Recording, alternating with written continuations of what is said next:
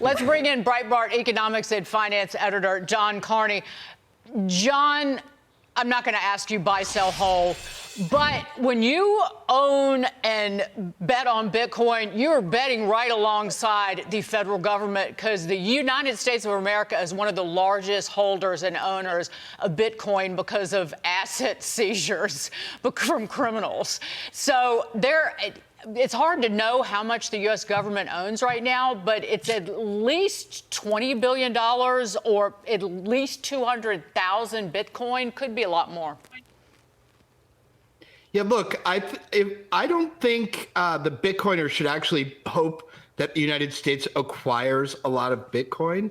One of the great things is what this guy just said, freedom money. Freedom money. It's great as a competing currency with the U.S. dollar. I know there's talk out there where people say, oh, well, maybe the U.S. government should build a Bitcoin reserve. No. The only purpose of governments building currency reserves is so that they can manipulate currency.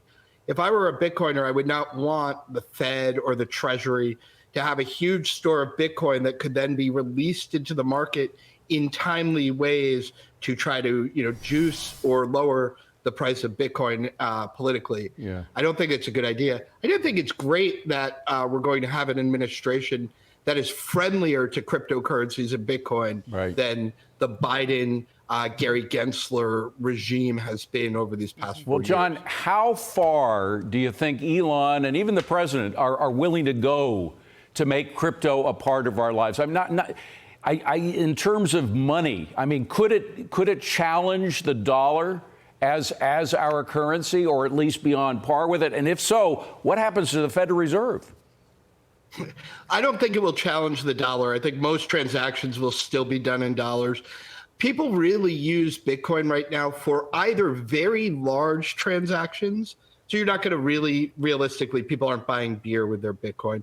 Well, they are at least in one bar, but anyway. Right. I mean, that was that one guy, and he was kind of doing it as a stunt. Yeah. For the same reason I don't buy Bitcoin or I don't buy beer with my NVIDIA stock, right? I expect NVIDIA to go up. I'm not going to give it up for the price of a beer. So the same way a lot of Bitcoiners aren't using it for small transactions, particularly because they're buying it as an investment. Gotcha. And they want to see it go up. So they're not actually spending it on day-to-day transactions. Part of the juice is little to no regulation of Bitcoin in the years to come under President Trump. But let's move on to this. Do you, David, do you want to No, go ahead. So $36 trillion in debt, the United States of America, it topped it today. What did we borrow? In just the last day, we borrowed $61 billion just yesterday. But Commerce Secretary Gina Raimondo is on a mission to spend $50 billion in less than 60 days so that President Trump is left with nothing to claw back, and Biden gets to live out his legacy with chips. David, you want to it's that movie Brewster's Millions, where they have to spend all of the money all at once and get nothing for it in the end. That's literally what they're trying to do. They do have money. They know that Donald Trump will try to rescind a lot of this spending authorization. He may even try to say that he cannot be compelled to spend the money at all. There's a good legal argument, and that could end up in the courts. So what they're trying to do instead is rush the spending out. It is actually going to trigger inflation. If they try to spend all of that money in the last 2 months of the year, that is going to push up prices, and that will be very bad. That would be sort of the ultimate revenge of the Biden administration. Get inflation going again right as Donald Trump's coming into office. Yeah, they're doing a lot of that, trying to pull the rug out from under him before he's even standing on it. I want to move on to this. Citadel CEO Ken Griffin.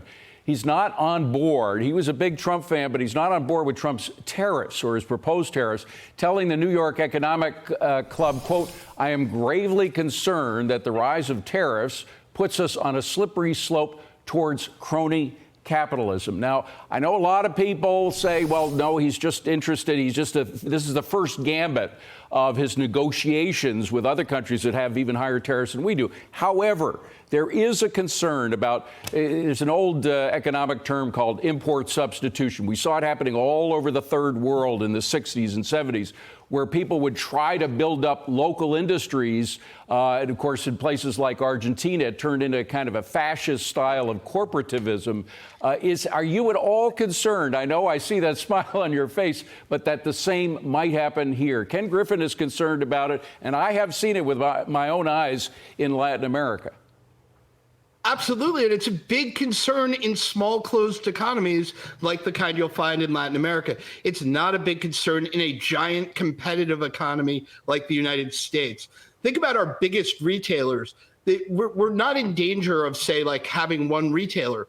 We have Target and Walmart and Costco at each other's throats, competing all of the time. We have that in industry after industry in America. We don't have just one company making something. We have six, and they're cutthroat competition. So I'm not worried about tariffs creating cronyism. That's a big danger, as you said, in small countries, in small economies. It's not a danger here. Good stuff. Well, except in the way that Biden did it in the last 4 years.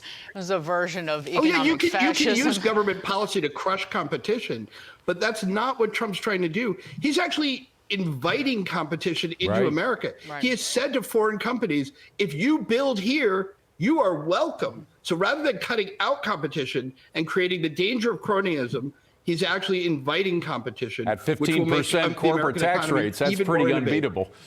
John, thank you very much. Appreciate it.